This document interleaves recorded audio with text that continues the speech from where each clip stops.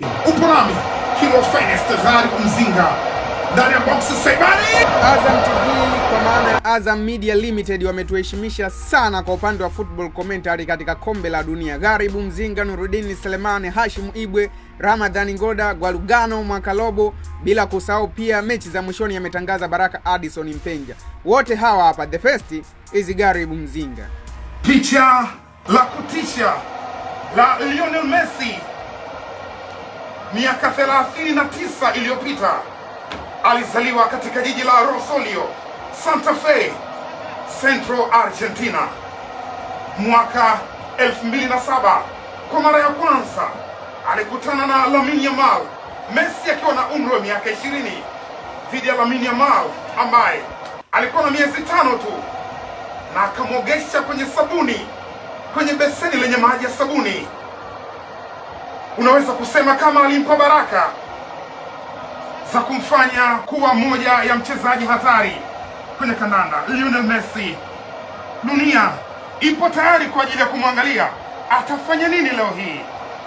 Ni kiumbe mwenye futi chache, ni nyota mwenye historia kubwa. Mwenyezi Mungu alimpitisha katika majaribu mbalimbali ya ukuaji wake, lakini Hispania ndio taifa ambalo limempa heshima kubwa, lilimhudumia na lilimsaidia katika makuzi yake ya kandanda kupitia akademi bora kabisa ya La Masia inayopatikana Catalan.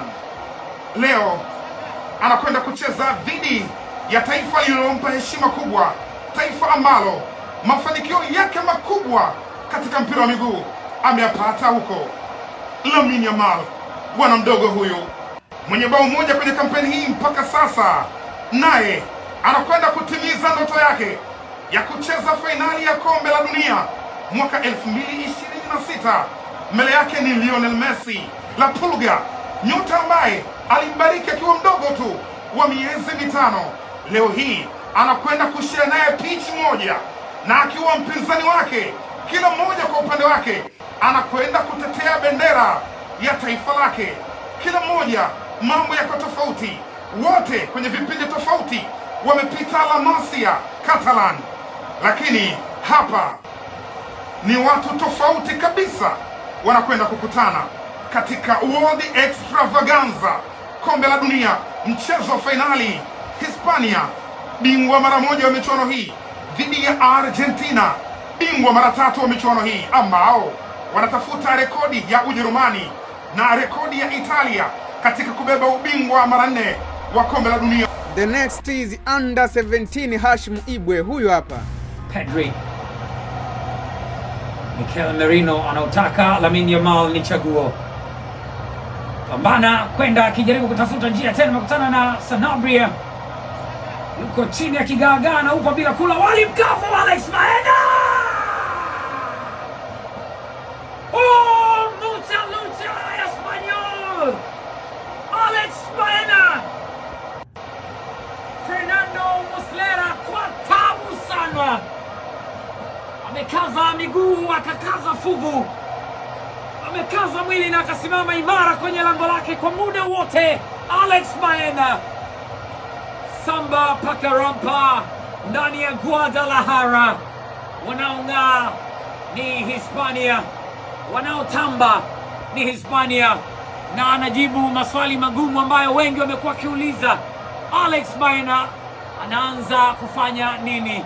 Kipi anaweza kutoa? Ni safari ambayo ilianza upande ambao ulikuwa ni mgumu kwa Lamine Yamal, na akafanya jaribio zuri. Marcos Llorente kanipakulia minyama baada ya kutengewa kwenye eneo zuri, amebaki akiutazama Fernando Muslera ule. The next one ni Ramadhani Ngoda Al-Watan, unaweza ukamuita hivyo. Huyu hapa Ngoda. PSG combination, Desire Doué akitumia kasi nzuri ya Bradley Barcola, la play meaning business. Wamerudia kile ambacho walikifanya dhidi ya Iraq, kuweka kambani mabao 4, na Desire Doué ni kama anaweka kifuniko katika chupa iliyojaa mabao. kwenye mchezo wa mwisho wa hatua ya makundi World Cup 2026. Namna bora ya kuandika goli la kwanza katika fainali za kombe la dunia kwa nyota wa Paris Saint-Germain, Desire Doué alitafuta kwa dakika 90. Hatimaye kabla ya kipenga cha mwamuzi Michael Oliver, Desire Doué anashika kalamu na kuandika bao la kwanza kwenye fainali za kombe la dunia 2026, lakini ni bao la 4 la Ufaransa katika mchezo huu dhidi ya Norway. Boston, Massachusetts imeshuhudia mabao matano, 4 yakiwa ni ya Ufaransa Le Bleu na moja likiwa ni la Norway The Vikings.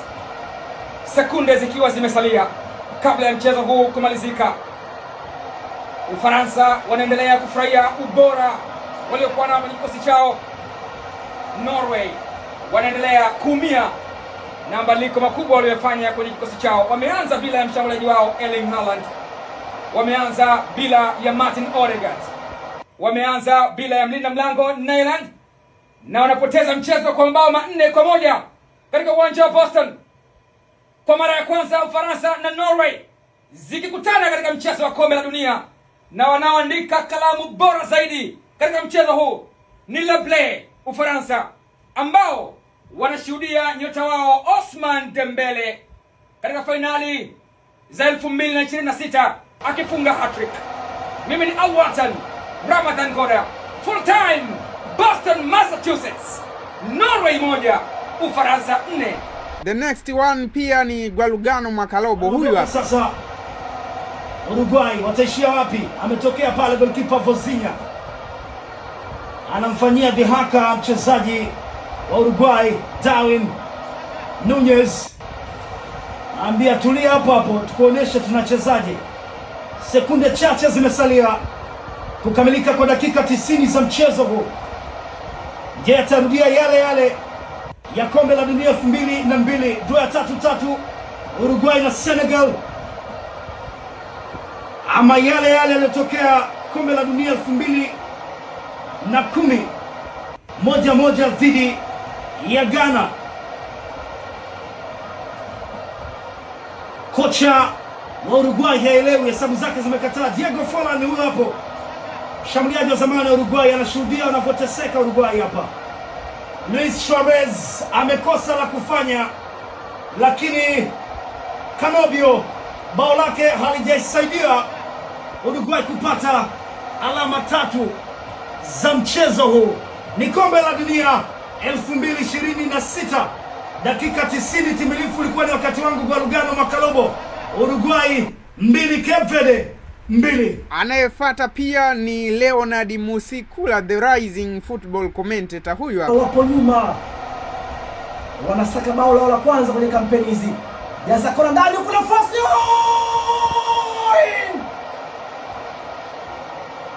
Anawambia siwasiki, sijasikia milio. Anamwambia DJ, weka nyimbo alafu usipige kuchi, iache mpaka mwisho hivyo hivyo. DJ walete kati ya Nigeria, walete ukumbini ya Nigeria. Kocha wa Morocco Jamal Salem amini kile mnachokiona. Nilisema kwamba John Deere wataweza kujishikilia, wameshindwa. Wameonyesha walipoificha, hii hapa. Wameonyesha walipoificha Jordan.